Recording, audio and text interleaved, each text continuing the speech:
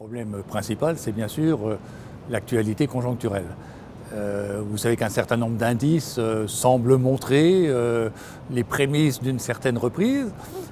Simplement, entre les chiffres et le discours officiel et la réalité concrète enregistrée par nos entreprises, on constate un différentiel non négligeable.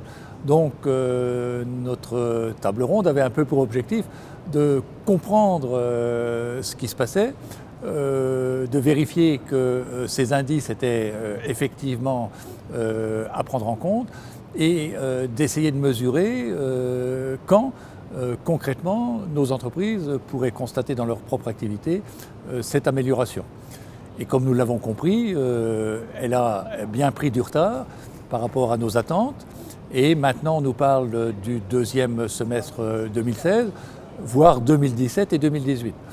Non seulement on attend le retour de la confiance, mais on aimerait bien voir l'argent recirculer dans l'économie. Et je le signalais au cours de nos débats, on sait qu'il y a beaucoup d'argent dans les banques, on sait qu'il y a de l'argent bloqué au sein des collectivités territoriales.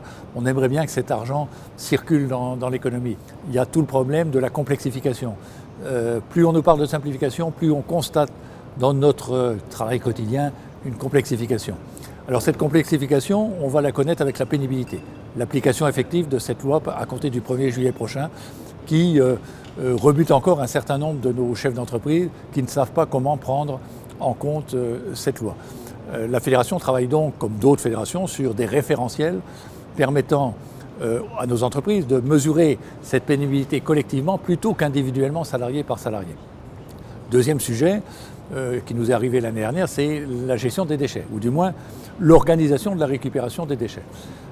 C'est une loi de transition énergétique avec un décret d'application qui met à notre charge la distribution professionnelle, cette organisation de la récupération des déchets du bâtiment, les critères adoptés dans le décret d'application, 400 mètres carrés de surface de vente, 1 million d'euros de chiffre d'affaires, et le fait d'avoir à organiser soit sur nos points de vente, soit dans un rayon de 10 km cette obligation, rend la tâche très difficile pour un certain nombre de nos adhérents.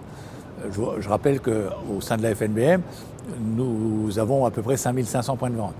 Et forcément, pour plus de la moitié, remplir cette obligation telle qu'est rédigé actuellement le décret d'application sera très difficile.